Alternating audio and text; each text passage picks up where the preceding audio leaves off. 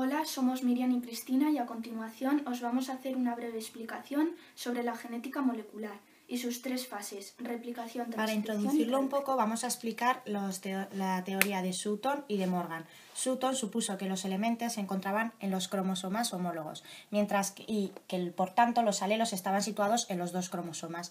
Así, con la meiosis, cuando se separaban con la meiosis, se separaban por tanto los cromosomas homólogos y también los alelos. Morgan comprueba experimentalmente la hipótesis de Sutton y establece la teoría cromosómica de la herencia como los factores que determinan los caracteres hereditarios, que son los genes, se localizan en los cromosomas.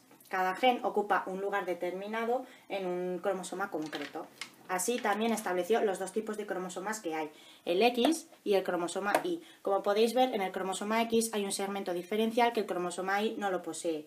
Por ello, en el cromosoma X hay genes con información para caracteres no sexuales y que el cromosoma Y no lo posee. Este es el caso de la herencia ligada al sexo o de la herencia influida por el sexo. Por ello, era necesario encontrar la molécula responsable de la herencia. Dicha molécula debía cumplir los siguientes requisitos. Lo primero de todo, tenía que ser una molécula estable para que la información no se viera alterada.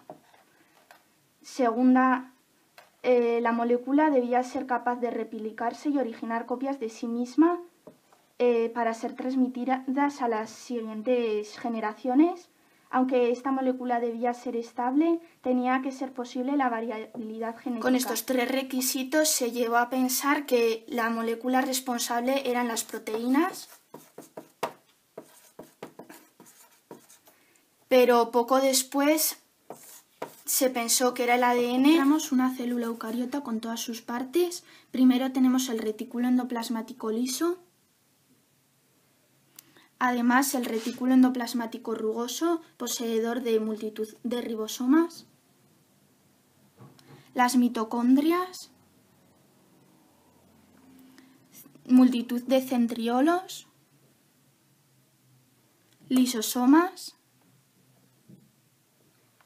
y aparato de Golgi. Lo más importante de todo es el núcleo. Está compuesto del poro nuclear, el nucleolo y la membrana nuclear. Es en el núcleo donde se realizan las tres fases de la genética molecular que vamos a explicaros a continuación, que son replicación, transcripción y traducción. Comenzamos ya con la primera de las fases de la genética molecular, que es la replicación, que consiste en elaborar una copia de la información genética contenida en la doble cadena.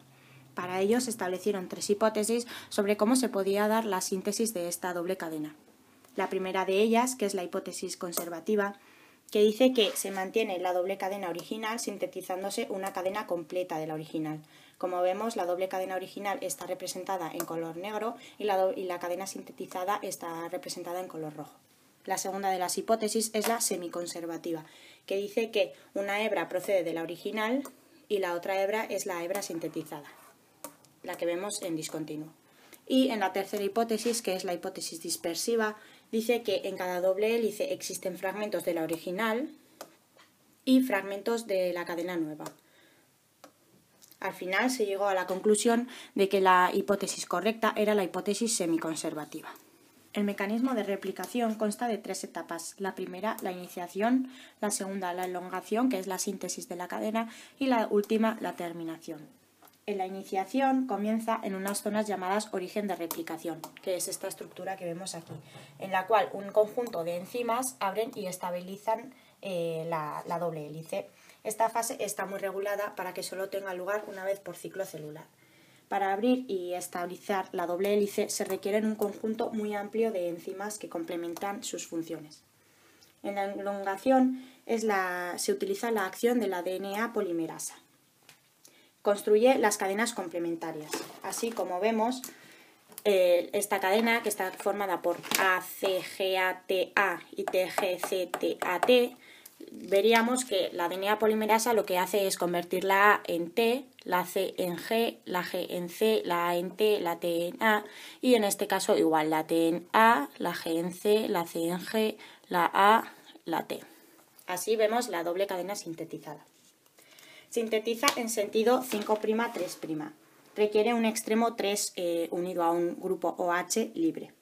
Pone un nucleótido a continuación para que así el extremo 3' se una a otro extremo 5' libre. Utiliza nucleótidos trifosfato como sustrato para aportar la energía necesaria. También necesita la presencia de un cebador para que se pueda comenzar la reacción. Así vemos esta estructura que se forma, que está en sentido 3', 5', que esta sería la hebra conductora.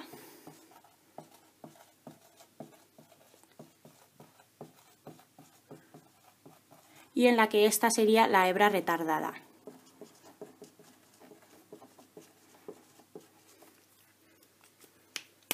En la hebra retardada se hace una síntesis discontinua, ya que tiene problemas para copiar exactamente la hebra en sentido 3', 5', porque como vemos va en sentido 3', 5'.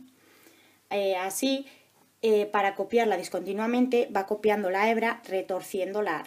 Para ello requiere una serie de cambios que provoca la formación de muchos segmentos. A cada uno de estos segmentos se le denomina fragmento de Okazaki. Cada uno necesita un cebador, como he explicado antes, en el extremo 5'. Sin embargo, en la hebra conductora, como va en sentido 5', 3', no habría ningún problema para sintetizar toda la cadena continuamente. Así se forma, esto es la horquilla de replicación. Al ser cadenas antiparalelas, se crean dos sentidos 3', 5', que es la hebra conductora, se sintetiza de manera complementaria de manera continua su complementaria, y la hebra retardada, 5', 3', en la que se produce la síntesis de la complementaria de manera discontinua. Los fragmentos de Okazaki se unen por la acción de las ligasas. La DNA polimerasa 1 elimina los cebadores y sintetiza el DNA, que completa el hueco dejado. Esto que vemos aquí es un hueco entre ambos fragmentos. Así, la DNA polimerasa sintetiza cadenas de nucleótidos. Por ejemplo, la DNA polimerasa 3 sintetiza la cadena complementaria a la DNA polimerasa 1, sustituyendo el cebador RNA por DNA. Y aquí, como vemos en la DNA ligasa, lo que hace es unir ambos fragmentos. Para ello, establece un enlace nucleotídico fosfodiéster. El último de los procesos es la terminación, que se encarga de corregir los errores que se pueden cometer en el proceso de replicación. El mecanismo corrector es llevado a cabo por la acción de varias enzimas, como son la endo y la exonucleasas, que se encargan de cortar las cadenas de ADN, las DNA polimerasas y las DNA ligasas. Como vemos en este ejemplo, vemos que la timina no ha sido sustituida por la adenina, luego aquí es donde se encuentra el error. Para eliminar el error se corta todo el fragmento de nucleótidos donde se encuentra este error.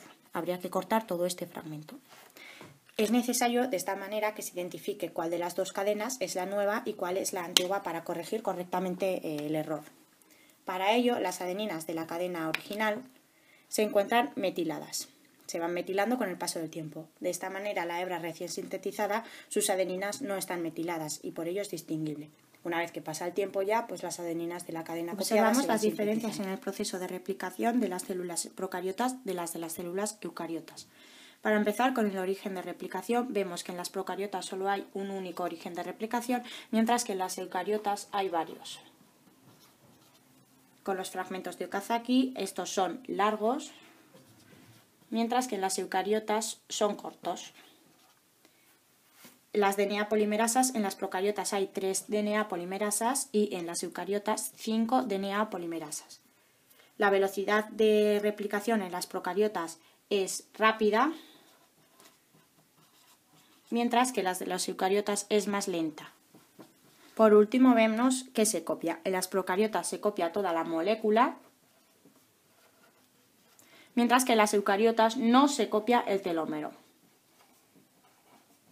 Ahora os vamos a explicar la segunda fase de la teoría molecular, que es la transcripción. Habría que reformular la teoría que había quedado y queda: el DNA copia una parte de su mensaje sintetizando una molécula de mRNA en la transcripción, la cual constituye la información utilizada por los ribosomas para la síntesis de proteínas en la traducción.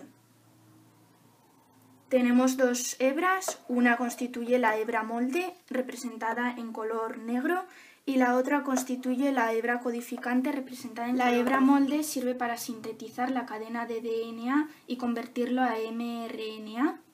Esta hebra sintetizada de mRNA es complementaria a la hebra molde. y por lo tanto igual a la otra hebra de ADN, llamada hebra codificante. Cambiando en este proceso, un sistema enzimático convierte la información genética de un segmento de ADN de doble cadena en una cadena de ARN, con una secuencia de bases complementaria de una cadena. Aquí tenemos la RNA polimerasa, que utiliza como molde una molécula de ADN.